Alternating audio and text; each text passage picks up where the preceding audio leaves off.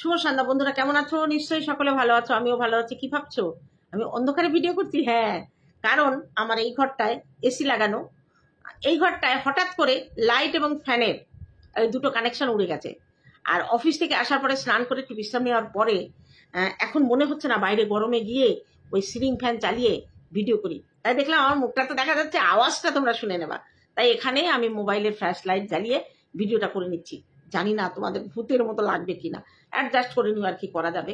মিস্ত্রিকে কালকেও খবর দিয়েছি, আসেনি, আজকেও আসেনি। আমার বাড়িতে আমার দোকানে ভাড়া থাকে ইলেকট্রিক মিস্ত্রি, ও দুনিয়ার কাজ করে, আমার কাজ করে না। এর জন্য কি করা উচিত বলো? ও সবার কাজ করবে। এখন ফোন করে দেখো ব্যস্ত, রাত 10টায় বাড়ি ফিরবে, এসে তারপরে ইচ্ছা হলে আমার কাজটা করবে। এবার ভাবছি একটা ব্যবস্থা নিতে হবে, কারণ আমি আমার দোকান আমি ভাড়া দিয়েছি, কাজটা তো আমার আগে করা উচিত। করছে না, বলতে পারি না। পুজো কন্যার দিন তো কাজ টাজ করে খাই, কিছু বলতে পারি না। কিন্তু এবার একটা ব্যবস্থা পুজোর পরে আমাকে নিতে হবে। যাই হোক, আমি তো বিনা পয়সা করাবে না, আমিও পয়সা দেবো, কিন্তু আমারটা পরে। এই কাজটা তো হাতে থাকলো। আবার বলবে তোমারই তো দোকান, তুমি তো সব, এরকম বলবে। বলার দিক দিয়ে কম নেই, এগিয়ে আনলাম ক্যামেরাটা আরো। যাই হোক, এবার বলি, আমাদের টিনের হঠাৎ করে মনে হয়েছিল, আর ভিউয়ার্সরাও বলছিল তুমি এত মোটা হয়ে যাচ্ছ, তোমার ভেতরে ভেতরে কোনো অসুখ আছে, এবং ঘুরে এসে একটু জ্বর হয়েছে। তাই সে পরীক্ষা করতে দিল। পরীক্ষা রিপোর্ট এসে গেছে, আর এমনি কোনো প্রবলেম নেই, ঠিকই আছে। আরে ভেতরে কোনো রোগ লাগে না।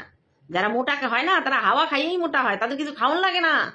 তারা একটু হাওয়া খাইয়ে মোটা হয়ে যায়। 2 দিন না খেয়ে থাকলেও তাদের চোখ বসে না, তাদের দেখে মনে হয় না তারা অসুস্থ। আর তুই যা খাস, বাপরে বাপ, দুনিয়ার 10টা লোকের খাবার তোরা 2 ভাই বোনই খাস। 10টা লোকের খাবার তোরা 2 ভাই বোনই খাস। দাদার ওরকম শরীর খারাপ, ওই মাংস আর কষা মাংস আর চা খেয়ে। পরের দিন রাতের বেলা ওরা আবার খিচুড়ি আর মাংস খেলো কি করে, আমি বুঝতে পারলাম না। ওদের খাওয়ার কোয়ালিটি আলাদা, ওদের খাওয়ার ডিফারেন্ট আলাদা। মানুষের থেকে ওরা একটু আলাদা রকমের খাবার খায়। দেখো, এই পটি করে করে উঠে কাঁচকলার ঝোল খাচ্ছে, কিন্তু আবার বাড়িতে দুধ চা তৈরি হচ্ছে। কার জন্য? মার জন্য আর বৌদির জন্য। আজকে আর টিন খাচ্ছে না দুধ চা, লিকার চা। দিনে যতবার খাবার লিকার চায়, কিন্তু এনার্জিটা বাড়ে, এনার্জিটা বাড়ে। এবং আমাদের শরীরে যখন ডিহাইড্রেশন হয়, তখন আমরা যেমন মুড়ি ভেজানো জল খাই, তেমনি লিকার চাও যদি একটু ঠান্ডা করে খাওয়া যায়, শরীরে অনেকটা এনার্জি আসে। আর তার সঙ্গে 4খানা মেরি বিস্কুট। আমার তো খুব কষ্ট হলে, মানে দুর্বল হলে খিদে, আমি 4টে মেরি বিস্কুট আর একটু লিকার চা খেয়ে নিই, ব্যাস, এনার্জি আবার এসে যায়। যাই হোক, সেটা গেল কথা। কথা হচ্ছে এবার আমাদের কিটি নেই, কিটিকে খুঁজে পাওয়া যাচ্ছে না। সুন্দরী কিন্তু তার বাচ্চার জন্য মর্মাহত, আগের মতো আর লাফাঝাফা করছে না। আর টিন তাকে যখন কথা বলছে সে সাড়া দিচ্ছে না। সে টিনকে একবার দেখে মুখটা ঘুরিয়ে নিল। তার মানে সে বলতে চাইছে, আমি আমার বাচ্চার জন্য খুব কষ্টে আছি। আমার বাচ্চাটা কোথায় হারিয়ে গেল, তোরা একবার একটু খোঁজ করে দেখলি না? তোদের উপর ভরসা করেছিলাম যে আমার বাচ্চাটাকে তোরা হয়তো খুঁজে এনে দিবি, কিন্তু না, তোরা তা দিলি না। আর এই বিড়াল দুটোকে ওরা পুষেছে, ওদের পোষা কিনা জানি না, এরা ভিডিওতে এদের দেখে ইনকাম করে, কিন্তু এদের 3-4 বার যে খেতে দিতে হয় সেটা ওরা দেয় না। ওই ফেলানো ছড়ানো একটু থাকে বাইরে, ওরা সেটাই খায়। যদি রীতিমতো ঘরে ওরা খেতে দিত ওদের সময় মতো, তাহলে কিন্তু এরা বাইরে যেত না। আর বাইরে না গেলে কিটি আজকে শেষ হয়ে যেত না। সুন্দরীর মনে সেই অবস্থা। তা সুন্দরীর মনে ওই অবস্থা, কিন্তু দেখো আমাদের বান্দরীর মনে কোনো কষ্ট নেই। সুন্দরীর বাচ্চা চলে গেছে, সুন্দরীর কিন্তু খুব কষ্ট, কিন্তু আমাদের যে টিন, তার মনে কিন্তু কষ্ট নেই।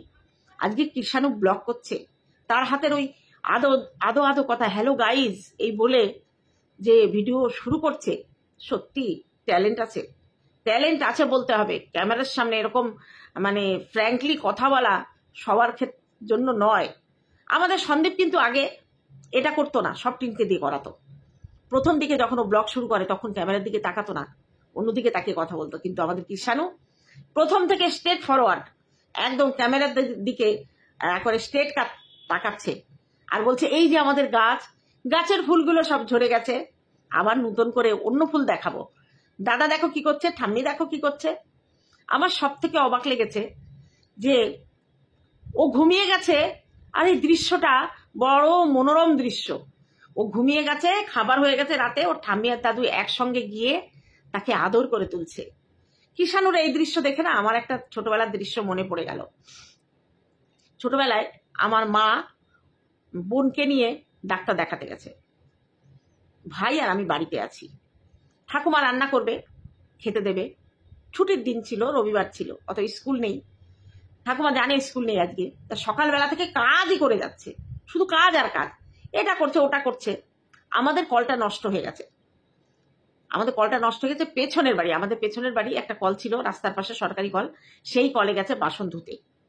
আমাদের কলে ধাপা নাকি নষ্ট হয়েছিল, বাসন ধুতে গেছে। আমার খুব খিদে পেয়েছে, ভাই কাঁদছে। তা আমি বলছি দাঁড়া ভাই, একটু মুড়ি দিলাম, মুড়ি খাবে না, ভাতই খাবে। আমার ভাই 3 বার ভাত খায় এখনো। তা সেই আমি বললাম দাঁড়া, ঠাকুমাকে ডেকে আনে, ঠাম্মা খেতে দাও, খিদে পেয়েছে। বলে দাঁড়া, এই বাসন। ভাই কাচ্চা, আমার ভাইকে না আমি মানুষ করেছি, দিদি হলেও আমার থেকে 7 বছরের ছোট। আমার মা ভাইকে রেখে যেখানে খুশি সেখানে চলে যেত। আমার মা গেলে আমার ভাই কাঁদতো না, কিন্তু আমি গেলে কোথাও কাঁদতো। আমি যখন স্কুলে কলেজে ভর্তি হয়েছি, ও তখন প্রাইমারিতে পড়ে, আমাকে লুকিয়ে যেতে হতো, নইলে বলে আমি দিদির স্কুলে যাবো, দিদির স্কুলে পড়বো। যাই হোক, ভাই কাঁদছে দেখে আবার খুব রাগ হয়েছে। আমি ঠাকুমাকে বলছি ভাত দাও, বলছি দাঁড়াও, এত খিদে পেয়েছে কেন, কাঁদছে ভাই, মুড়ি দে, বিস্কুট দে। আমি একেবারে এই যে বাসন মেজে স্নান করে পুজো দিয়ে তারপরে ভাত বসাবো। আমার মাথা গরম হয়ে গেছে। হাতের কাছে ছিল একটা পাটকাঠি, দিয়েছি ঠাম্মিকে জোরে একটা বাড়ি দিয়ে ভয় পেয়ে গেছে। এই তো আমি ঠাম্মিকে মেরে দিলাম, আর আমার ঠাম্মি দাঁড়া দাঁড়া, তোর বাপরে দিয়ে তোর করছি। বাড়ি এসে যথারীতি বাবাকে নালিশ করেছে, বাবা ডেকেছে, ডেকে বলছে ঠাম্মির পা ধরে ক্ষমা চাও, ঠাম্মির গায়ে হাত দিয়েছ। আমি বলছি দেখো বাবু, আমি ওনাকে গায়ে হাত দিতাম না। ভাই কাঁদছে, উনি বলছে বাসন ধুচ্ছে, আমি ভাবছি বাসন ধুয়ে ভাত বসাবে, তা না, উনি বলছে বাসন ধুয়ে স্নান করে পুজো দিয়ে তারপরে ভাত বসাবে। ভাই ততক্ষণ থাকতে পারে? আমি তো পারি না, নইলে আমি ভাত বসাতাম। তখন আর কতটুকু বয়স আমার ভাইয়ের, এই তখন 2.5 বছর বয়স, আমি ভাইয়ের থেকে 7 বছর বড়, হিসেব করে নাও। আর আমাদের তখন রান্নাঘরে যেতে দিত না ঠাকুমা মা। আমার মেয়েরা যেমন ছোটবেলায় রান্নাঘরে যাওয়া শিখেছে, আমরা শিখিনি অতটা। যাই হোক, তারপরে ঠাম্মাকে পায়ে ধরে বললাম ঠাম্মা আমাকে ক্ষমা করে দাও। আর আমার ঠাম্মা তখন আমাকে বুকে জড়িয়ে কান্না করে দিয়েছে। তাই এই যে কিষাণুর ঠাম্মি আর আমার ঠাম্মির মধ্যে আকাশ পাতাল তফাৎ। কিষাণুর ঠাম্মি কেন এটা করছে, তার মা নেই, বাচ্চাটা কষ্ট পাবে।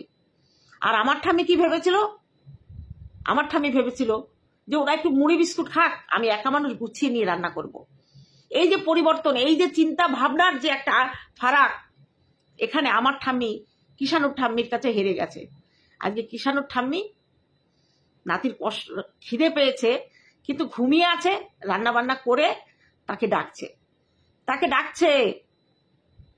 আজকে মা যদি কোথাও যেত না, আমার ঠাম্মি কাজটাকে, আমার ঠাম্মির একটাই ছিল, কাজ আগে, পরে খাওয়া দাওয়া। নিধি যেমন সারাদিন পরে খেত, ওই দুপুরে খেত। মা থাকলে ঠাম্মি সকালে দুপুরে বিকালে ঠিক টাইম মতো খেত। কিন্তু মা কোথাও গেলে, আর আমার বোনের ছোটবেলায় একটা অসুখ ছিল, এই পায়ে অ্যাজমা টাইপের ছিল আর কি, ওটা নিয়ে তখন ট্রপিকলে না কোথায় স্কিনের ডাক্তার দেখাতে যেত মা আর বাবা। অনেকটা সময় লাগতো, সকালে বেরোতো আর রাত্রেবেলা বাড়ি আসতো। তা ওই দিনটা আমাদের খুব কষ্ট হতো খাওয়া নিয়ে। তাই কিষাণুর ঠাম্মির এই দৃশ্যটা দেখে না আমার ছোটবেলা সেই দৃশ্যটা মরে গেল। ঠাম্মিরা কেমন হয়, ভালোবাসে, কিন্তু কিষাণুর ঠাম্মি কারোর ঠাম্মির সঙ্গে তুলনা হয় না। কারণ মা কোথাও গেলে বাচ্চারা কাঁদবে, কিন্তু কিষাণু তার মার জায়গায় তার ঠাম্মিকে বসিয়ে দিয়েছে, এবং তার জন্য তার মা দায়ী। তার মা ছোটবেলা থেকে নিজে ঝামেলা না নেয়াতে তার জায়গায় ঠাম্মিকে বসিয়ে দিয়েছে ঝামেলা মুক্ত হওয়ার জন্য। ঈশ্বর ওপরে আছে, তিনি যেন চাইছিলেন এটাই। তাই জন্য কিষাণুর মা যখন চলে গেল, তখন ঠাম্মির কষ্ট হয়েছে বাচ্চাটাকে রাখতে, কিন্তু কিষাণু ততটা কষ্ট পায়নি। সে যাই হোক, এবার বলি যে এই যে টিন তার বাপের বাড়িতে আছে, দিব্যি খাচ্ছে দাচ্ছে, ঘুরে বেড়াচ্ছে, তার কিন্তু কোনো অসুবিধা নেই। তার কোথাও কি তার সন্তান দেখে মনে হচ্ছে, তাকে দেখে যে তার সন্তান একা মানুষ হচ্ছে, কোথাও মনে হচ্ছে না? মনে হচ্ছে না। আজকে সে অসুস্থ, তার বলছে এই দেখলে মোটা মানুষ, ঠেলা দিলে পড়ে যাব, জ্বর হয়েছে, পায়খানা হয়েছে, বাড়িতে ডাক্তার এসে ট্রিটমেন্ট করে গেছে। কিন্তু দেখো আজকে কিষাণু যখন অসুস্থ ছিল, ইমিউনিটি পাওয়ার কমে গেছিল, তখন কিষাণুর কেমন হয়েছিল? তখন নানান জনে দোষ ধরছিল, কিষাণুর যত্ন হচ্ছে না, কিষাণুর খাওয়া দাওয়া হচ্ছে না, কিষাণুর হচ্ছে না, ইমিউনিটি পাওয়ার কমে গেছে, ওকে খেতে দেয় না। সন্দীপের মা দাঁতের ফাঁকা দিয়ে সব মাংস খেয়ে নেয়, ক্যামেরার জন্য ছেলেকে যত্ন দেখায়, অ্যাকচুয়ালি ওকে খাওয়ার দেয় না। এরকম নানান রকম কথাবার্তা উঠছিল। আজকে যদি আমরা বলি টিনের যত্ন হচ্ছে না, তার মা তাকে খেতে দিচ্ছে না, অবশ্যই এটা বললে কেউ বিশ্বাস করবে না, কারণ দুনিয়া খেয়ে ফেলাতে পারে। ওরা দুই ভাই বোন, ওদের ছোট থেকে এইভাবেই তৈরি করেছে ওর মা এইভাবে তৈরি করেছে। বারবার বলছে ছেলে মেয়েরা অসুস্থ হলে বাড়ি ভালো লাগে না, ছেলে মেয়েরা যদি শরীর খারাপ হয় ছেলে মেয়েদের, মায়ের মন ভালো লাগে না। আজকে তুমি এই কথাটা বলছো অমাবস্যা দেবী, আর তোমার মেয়ে, সে অসুস্থ ছেলে রেখে কি করে ছিল? তোমার কাছে তো ছিল। যেদিন জ্বর হয়েছে সমস্ত ইউটিউবাররা কিষাণুকে নিয়ে ভিডিও করেছে, সবাই বলেছে যে কিষাণুর ইমিউনিটি পাওয়ার কমে গেছে, তার যত্ন হচ্ছে না। তার উপর তুমি তোমার মেয়ে ফেলে দিয়ে আসছে। আবার তাকে যারা, তোমার মেয়েকে যারা সাপোর্ট করে, তারা বলছে যে ছেলের যত্ন হচ্ছে না। সেদিন একবারও তোমার মনে হয়নি যে তোমার মেয়ে কি করে এই সন্তান ফেলে আছে? আজকে তুমি বলছো সন্তান অসুস্থ থাকলে কোনো কিছুই ভালো লাগে না। তোমার মেয়ের তো ভালো লাগে, তাই না? সন্তান অসুস্থ ছিল, তাতেও তোমার মেয়ের কোনো ফারাক পড়েনি। দেখিনি জন্মদিনে একটা উইশ করতে, দেখিনি তাকে নিয়ে কোনো কথা বলতে, তার অসুস্থতার সময় দৌড়ে দেখতে আসতে পারেনি। কেন? কিসের জন্য আসতে পারেনি? যে মায়ায় জড়িয়ে যাবে? একবারও তো তুমি বলনি যে তুই ছেলে ছেড়ে আছিস কি করে? তুমি কেমন মা? তোমার মেয়ে তোমার পাশে বসে অসুস্থ রয়েছে, তোমার কষ্ট হচ্ছে, আর তোমার মেয়ে তার সন্তান যখন অসুস্থ ছিল তোমার পাশে বসে তোমার আদর খেত। একবারও তো বলনি যে তোর ছেলের কথা কি তোর একবারও মনে পড়ে না? না, পড়ে না। আজকে তোমরা কেস দিয়েছো সন্দীপের বাবা মার নামে যে তারা শিশু পাচারকারী, আর তোমার স্বামী নাকি সুইসাইড করতে গেছে কন্ট্রোভার্সির জন্য। তোমরা তো ইচ্ছা করে কন্ট্রোভার্সি দাও, ইচ্ছা করে কন্ট্রোভার্সি দাও।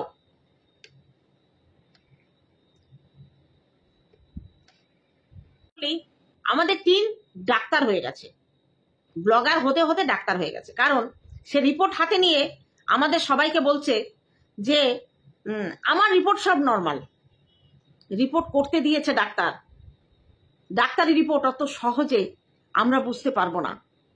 তাদের রিপোর্টের দেখার যেগুলো সবকিছু নর্মাল তখনই হবে যখন ডাক্তারবাবু বলবে যে সবকিছু নর্মাল। ও বলে দিল আমার সবকিছু নর্মাল। অবশ্যই না, কিছু না কিছু একটা আছে, কিছু না কিছু ওই রিপোর্ট থেকে বেরোবে। সেটা স্কিনেরই বেরোক, কিংবা একটু ইউরিক অ্যাসিড, কিংবা থাইরয়েড, কিংবা ইনফেকশন, কিছু একটা হতে পারে। কিছু না হোক সেটাই আমরা চাই। সব সময় কেয়ারলেস কথাবার্তা। আমি অবাক হয়ে যাই। একদিন শরীরে আয়রন কম বলে ওকে ডাক্তার কলা খেতে বলেছে, বাজারে গিয়ে দেখে কলার দাম বেশি, ও কলা কেনেনি, কলা না কিনেই চলে এসছে, কলা খায়নি। অথচ বাড়িতে এসে আমুল গোল্ড দুধ দিয়ে, চিনি দিয়ে, চা দিয়ে ফুটিয়ে খাচ্ছে। এক কাপ চা তৈরি করতে ওদের 5 টাকা খরচ পড়ে। তাহলে এই খরচটা কোথা থেকে আসে? ওটা বিষ হয়ে যায়। চা, চিনি, দুধ দিয়ে যদি ফোটানো হয় ওটা পুরো বিষাক্ত হয়ে যায়। ও সেটা খাবে, কিন্তু বাজার থেকে 2 টাকা বেশি দিয়ে কলা কিনে খাবে না। সন্দীপ কি 1 কাঁদি কলা কেটেছে, একছাড়া ওখান থেকে পাঠাবে নাকি? বলবো নাকি সন্দীপ বউকে কলা পাঠাও, কলা খেতে দাওনি তুমি ঠিক মতো, সেই জন্য আয়রনের ঘাটতি, আর বাজারে এত দাম, ও বাজারে কলা কিনে খাবে কেন? ইয়ার কি মারলাম, সেটা কি সম্ভব? এই অনিয়মিত জীবন, যখন যা খুশি খেতে ইচ্ছা করছে খেয়ে নিলাম, যখন তখন বেরিয়ে যাচ্ছি, বাড়িতে রাত 10টায় ঢুকছি, এই উচ্ছৃঙ্খল জীবনযাপন করে যদি ও ছেলে ওর কাছে আনে, ছেলে কি মানুষ হবে? হবে না। যারা বলো না ছেলের জন্য ভাবো, ছেলের জন্য চিন্তা করো, তোমরা চিন্তা করে ঘুম নষ্ট করছো। বলে যার বিয়ে তার হুঁশ নেই, পাড়াপড়শির ঘুম নেই। তোমাদের হয়েছে তাই। ও কোনো দিন ছেলে আনবে না। ও যখন ছেলেকে দেখতে যেতে পারতো এমনিতেই, তখন যায়নি। এখন সুপ্রিম কোর্টে আবেদন করেছে ছেলেকে দেখার জন্য সুপ্রিম কোর্টে আবেদন করেছে, কিন্তু এই ছেলেকে জন্মদিনে যদি ও যেত, কেউ ওকে বারণ করতে পারতো না। যেদিন রিকভারি করে মালপত্র এনেছিল সেদিনও ছেলেটাকে দেখার সুযোগ ছিল, দেখেনি। অ্যাকচুয়ালি ও দেখবে না, ও দেখবে না, ওটা অ্যাক্সিডেন্টলি ওর বাচ্চাটা হয়ে গেছে। ও সন্দীপকে ভালোবাসতো না। ভালোবাসার ফসল যদি হতো, কিষাণুকে ফেলেও যেতে পারতো না। ওর ইচ্ছার বিরুদ্ধে হয়তো কিষাণু এসেছে। আর দেখো ভগবানের কি লীলা, ভগবানের কি লীলা, যাকে অবহেলা করে কি ভগবানের অপার লীলা, যে ছেলেকে নিজের ইচ্ছায় ফেলে গেছে, আজকে সেই লোকের কথায়, ও নিজের ইচ্ছায় না, লোকের কথায় ওকে সেই ছেলেকে দেখার জন্য সুপ্রিম কোর্টে যেতে হচ্ছে। সরি, এবার যদি বলি সুপ্রিম কোর্টে ও সেদিন আদৌ যায়নি, ও সুপ্রিম কোর্টে আদৌ যায়নি। সুপ্রিম কোর্টে কখন গেল? দিল্লিতে বসেছিল, সেখানে দাদা এসেছিল, আর সেদিন টাইটেলটা কি সুন্দর দিয়েছিল, হঠাৎ করে দাদার সঙ্গে দেখা হয়ে গেল। সবাই ভাবে সেবক দাদা, সেবক দাদা। যাই হোক, সুপ্রিম কোর্টে ও কি করলো গিয়ে, আবার পরের দিন এসে বসিরহাট কোর্টে ওকে যেতে হলো। নিচু জায়গায় কাজ হয় না, তাই না? কিন্তু আইন সব সময় লোয়ার কোর্ট থেকে, জজ কোর্ট থেকে, হাইকোর্ট থেকে, তবে সুপ্রিম কোর্টে যায়। সুপ্রিম কোর্টে যদি একবার রিজেক্ট হয়, আর কোনো জায়গা থাকে না আপিল করার। ওই জন্য কোনো কেস নিয়ে ডাইরেক্ট মানুষ সুপ্রিম কোর্টে যায় না, কেননা সুপ্রিম কোর্ট যদি রিজেক্ট করে আর আবেদন করার জায়গা থাকে না। আমরা লোয়ার কোর্টে করি, লোয়ার কোর্ট রিজেক্ট করলো, জজ কোর্টে করার সুযোগ থাকে। জজ কোর্ট রিজেক্ট করলো, হাইকোর্টে করার সুযোগ থাকে। হাইকোর্ট রিজেক্ট করলেও সুপ্রিম কোর্টে করার সুযোগ থাকে। কিন্তু আমি যদি কোনো কেস নিয়ে, সে দেখেছি হোক, আমি যদি সরাসরি সুপ্রিম কোর্টে যাই, সেখান থেকে যদি রিজেক্ট হয়, তাহলে আর আমার যাওয়ার জায়গা নেই।